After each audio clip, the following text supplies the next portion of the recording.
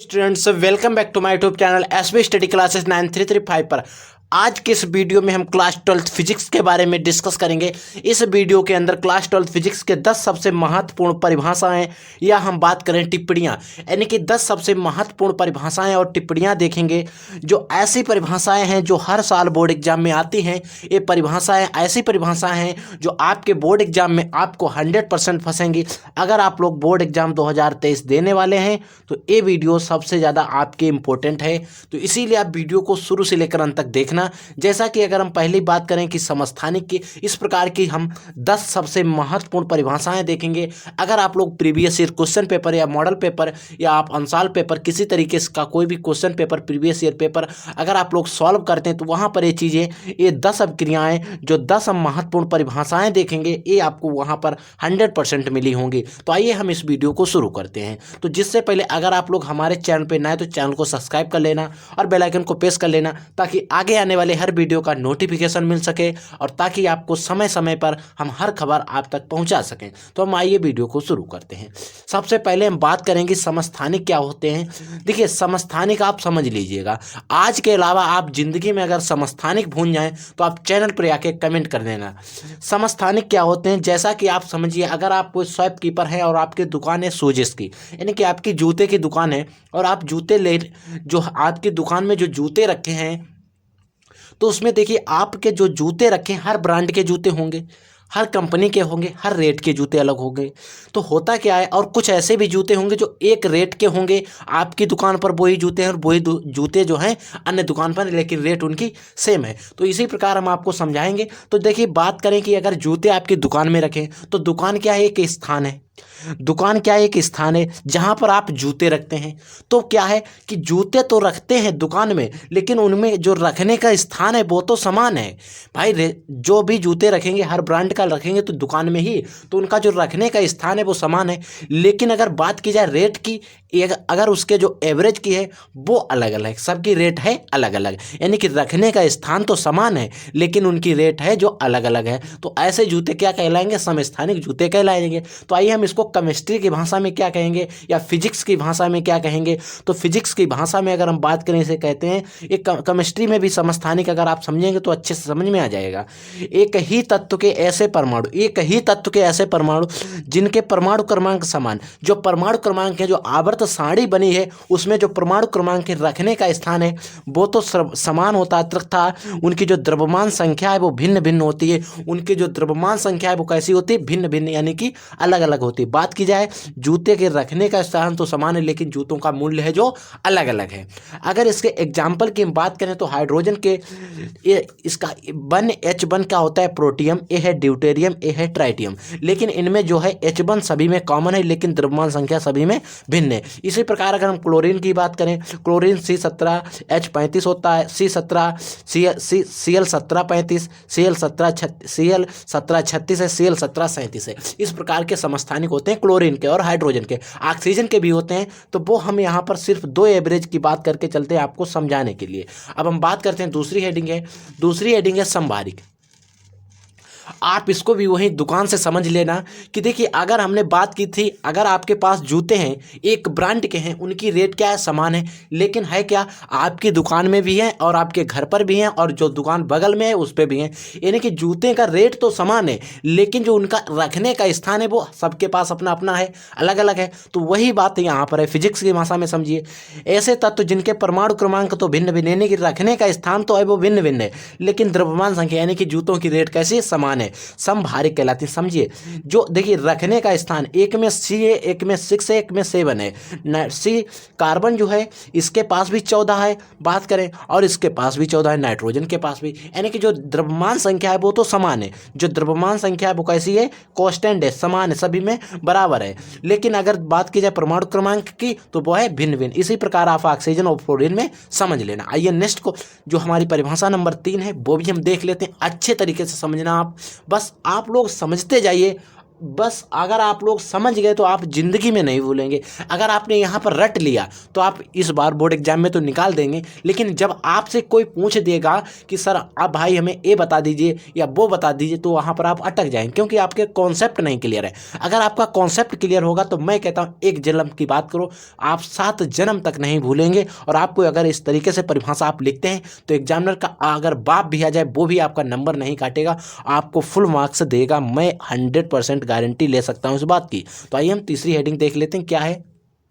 अब हम बात करेंगे नाभिकीय विखंडन और नाभिकीय संलयन की। नाभिकीय विखंडन क्या होता है, नाभिकीय संलयन। देखिए विखंडन, बी प्लस खंडन, खंडन मतलब अलग अलग, बी मतलब दोनों का, यानी कि दोनों का खंडन कर दीजिए, दोनों को अलग अलग कर देना। और नाभिकीय मतलब नाभिक को क्या करना, अलग अलग यानी कि खंडों में डिवाइड कर देना, नाभिकीय विखंडन। संलयन मतलब साथ साथ, यानी कि नाभिक को क्या कर दें, साथ साथ कर दें। बस इनके अगर आप संधि विच्छेद समझ गए तो मैं सब कहता हूं कि आप परिभाषा तो आप घर से बना लेंगे। अब हमने यहाँ पर बात कर ली यूरेनियम की।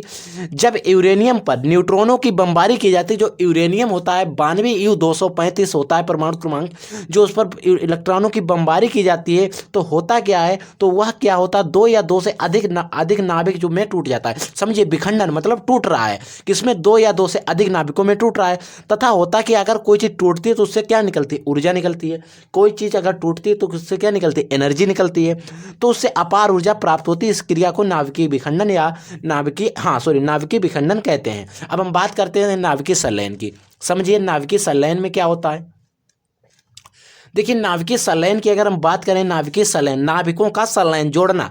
जब 2 छोटे नाभिक आपस में सहयोग करके भारी नाभिक का निर्माण करते हैं। अगर 2 कोई छोटे छोटे टुकड़े हैं, ऐसे ऐसे हैं, और इन्होंने एक इतना भारी नाभिक यानी कि भारी टुकड़े का निर्माण कर लिया, इसी क्रिया को हम कहेंगे नाभिकीय संलयन। और अगर ये टूटकर छोटे छोटे हो रहा तो इस क्रिया को कहेंगे हम नाभिकीय विखंडन।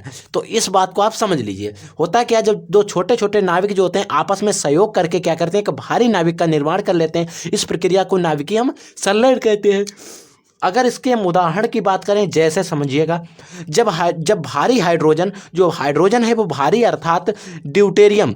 देखिए हाइड्रोजन के 3 होते हैं समस्थानिक, क्या होते हैं, प्रोटियम, ड्यूटेरियम और ट्राइटियम समस्थानिक। लेकिन यहाँ पर हम बात करते हैं ड्यूटेरियम के 2 नाभिक सहयोग करके क्या बनाते हैं, ट्राइटियम। और ट्राइटियम में अगर हम फिर एक प्रोटियम जोड़ दें तो हीलियम नाभिक का निर्माण कर देते हैं। वो बात आगे की है, बस यहाँ तक आप समझिए। ये जो दो ड्यूटेरियम है आपस में सहयोग करके रिएक्शन करके हमें एक ट्राइटियम का निर्माण कर देते हैं और एक प्रोटियम निर्माण हो जाता है और प्लस ऊर्जा मुक्त हो जाती है। आई होप ये दोनों हेडिंगें आपको अच्छे से समझ में आए। अब हम बात करते हैं 5वें नंबर पर। 5वीं हमारी परिभाषा है वैद्युत क्षेत्र। वैद्युत क्षेत्र क्या होता है। देखिए वैद्युत क्षेत्र क्या होता है, अगर कोई आवेश है उसके चारों ओर का वह क्षेत्र होगा जिस पर, देखिए कोई आवेश है, समझिए, यदि किसी आवेश के चारों ओर का वह क्षेत्र, किसी आवेश के चारों ओर का वह क्षेत्र, अगर कोई आवेश है उसके चारों ओर का वह क्षेत्र जिसमें कोई आवेश आकर्षण अथवा प्रतिकर्षण बल का अनुभव करता हो। किसी आवेश के चारों ओर का वह क्षेत्र जिसमें कोई आवेश आकर्षण अथवा प्रतिकर्षण बल का अनुभव करता हो वैद्युत क्षेत्र कहलाता है। आई होप ये हेडिंग भी आपको समझ में आई होगी। आइए हम छठी परिभाषा देख लेते हैं। क्या परिभाषा है 6वीं वाली, आइए हम उसको सरल भाषा में आपको समझा देते हैं। तो देखिए स्टूडेंट, अब हम लोग बात करेंगे समविभव पृष्ठ, फोकस दूरी और क्रांतिक कोण पर। इसके बाद में भी बात करेंगे रोल्ड रैले का प्रकीर्णन का नियम।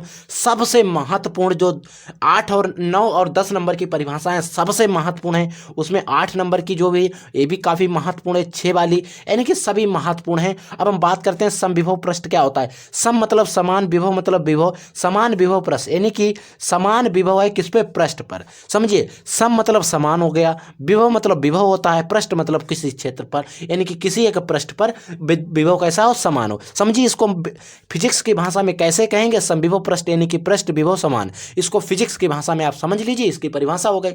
किसी वैद्युत क्षेत्र में खींचा गया वह काल्पनिक पृष्ठ, किसी बिंदु में खींचा गया वह पृष्ठ, समझिए वह काल्पनिक पृष्ठ अगर कर लीजिए तब भी सही है। अगर आप इतना रखते हैं वह पृष्ठ जिसके सभी बिंदुओं पर वैद्युत विभव समान हो, समविभव पृष्ठ। समझिए वैद्युत क्षेत्र में खींचा गया कोई पृष्ठ है, वह पृष्ठ है कैसा है, पृष्ठ जिसमें सभी बिंदुओं पर कैसा है, वैद्युत विभव जो है समान है, समविभव पृष्ठ कहलाता है। अब हम बात करते हैं फोकस दूरी की। फोकस दूरी क्या होती है, दर्पण से जो दर्पण जो होता है उसके ध्रुव के मुख्य फोकस तक की जो दूरी होती है उसे हम फोकस दूरी कहते हैं। परिभाषा कई बार आ चुकी है, अति लघु उत्तरी प्रश्न में 1 नंबर में।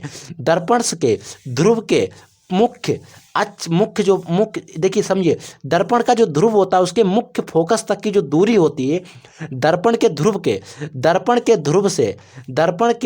से मुख्य फोकस तक की दूरी को हम फोकस दूरी कहते हैं, इसे एफ से प्रदर्शित करते हैं। इस देखिए दूरी क्या हो, r/2, एफ बराबर होता है r/2। अब हम बात करते हैं क्रांतिक कोण की। क्रांतिक कोण क्या होता है, देखिए क्रांतिक कोण का मान होता है 90 अंश। क्रांतिक कोण का मान 90 अंश होता है। एक क्वेश्चन आ जाता है क्रांतिक कोण का मान कितना होता है, 90 अंश, 1 नंबर में, और कभी कभी ऑब्जेक्टिव में भी पूछ देता है। देखिए होता है क्या, आप इसकी परिभाषा समझ लेना। अगर कोई कोण जो है सघन माध्यम में बना है, आपतन कोण है, अगर वो अपवर्तन और विरल माध्यम में बने अपवर्तन कोण का जो मान होगा वो 90 अंश होगा, इसे हम क्रांतिक कोण कहलाते हैं। इसे सी से प्रदर्शित करते हैं। समझिए, सघन माध्यम में बना हुआ आपतन कोण, सघन माध्यम में अगर कोई आपतन कोण बन रहा है, जिसके लिए जो सघन माध्यम में बन रहा था उसी के लिए विरल माध्यम में बने अपवर्तन कोण का मान 90 अंश होता है, क्रांतिक कोण कहलाता है। इसे सी से हम प्रदर्शित करते हैं। आइए नेक्स्ट नंबर 9 नंबर में परिभाषा जो है काफ़ी इंपॉर्टेंट परिभाषा, आप देखिएगा, बस आप इसको एक बार तैयार कर लेना। मैं कहता हूं कि आप अभी 2 बार इसको देखिए, 4 बार देखिए वीडियो, लेकिन सारी परिभाषाएं आप तैयार कर लीजिए, क्योंकि अगर आप कोई परिभाषाएं तैयार हो गई तो मैं कहता हूं कि आपके जो भी 1 या 2 नंबर में परिभाषाएं आती हैं इससे अलग नहीं आती हैं लगभग, इसी से आपको कोई ना कोई परिभाषा फंस जाएगी। लेकिन 100% तो कोई गारंटी नहीं ले सकता है, क्योंकि अपनी ज़िंदगी की भी गारंटी नहीं होती है। हम जो भी टीचर्स होते हैं वो आपको एक अनुमान लगा के बताते हैं, वो previous year question paper solve करते हैं, कराते रहते हैं बच्चों को, तो वहाँ से एक अनुमान लग जाता है कि एक क्वेश्चन आने की संभावना है, एक क्वेश्चन आ चुके हैं। कुछ ऐसे क्वेश्चन होते हैं जो कभी नहीं आए होते हैं, लेकिन उसकी किसी साल आने की संभावना ज़्यादा होती है, तो वो प्रकार के क्वेश्चन हम लोग आपके लिए लाते हैं। जैसे कि रॉड रेले का प्रकीर्णन नियम, एक अगर आप अंशाल पेपर क्वेश्चन पेपर किसी भी पेपर को सॉल्व करते हो तो ये क्वेश्चन आपको कई बार मिला होगा वहाँ पर। तो ये क्वेश्चन जैसे बोर्ड एग्जाम की दृष्टि से कई बार आ चुका है, तो एक इंपॉर्टेंट है, तो इसीलिए हम आपको पढ़ा देते हैं। जैसे रॉड रेले के अनुसार होता क्या था कि किसी अगर कण द्वारा जो प्रकीर्णित प्रकाश की जो तीव्रता होती है उसकी अगर तरंग दैर्घ्य के कितने चतुष्घात के व्युत्क्रमानुपाती होती थी। समझिए, रॉड रेले के अनुसार, जो रॉड रेले थे उनके अनुसार किसी कण द्वारा प्रकीर्णित प्रकाश, जो किसी कण द्वारा क्या होगा, प्रकीर्णित प्रकाश की जो तीव्रता होगी उसकी तरंग दैर्घ्य होगी कि चतुष्घात के व्युत्क्रमानुपाती होती है। और प्रकीर्णित प्रकाश की तीव्रता को हम लैम्डा से प्रदर्शित करते हैं, तब प्रकाश की तीव्रता I बराबर हो जाएगा अनुक्रमानुपाती का निशान मतलब उल्टा, तो 1/λ की घात 4 तरंग दैर्घ्य चतुष्घात के व्युत्क्रमानुपाती होती। अब हम बात कर लेते हैं 10वीं और लास्ट हेडिंग की, वो हमारी है वक्रता केंद्र। वक्रता केंद्र क्या होता है, दर्पण के गोलीय दर्पण के केंद्र को ही हम वक्रता केंद्र कहते हैं। एक क्वेश्चन आता है कि वक्रता केंद्र को अन्य किस नाम से जाना जाता है, वक्रता केंद्र को अन्य किस नाम से जाना जाता है, तो गोलीय दर्पण के केंद्र को भी वक्रता केंद्र के नाम से जाना जाता है। गोलीय दर्पण के केंद्र को भी वक्रता केंद्र के नाम से जाना जाता है। ये क्वेश्चन कई बार बोर्ड एग्जाम में आ चुका है। तो आई होप ये वीडियो आपको पसंद आया हो। अगर जरा भी आपको पसंद आया हो तो वीडियो को लाइक कर देना, और अगर चैनल पर नए हैं तो प्लीज़ चैनल को जरूर सब्सक्राइब कर लेना, ताकि हम आपकी बोर्ड की तैयारी अच्छे से करा सकें। हम मिलेंगे एक नए वीडियो में नए टॉपिक के साथ, तब तक के लिए स्टूडेंट जय हिंद, वंदे मातरम।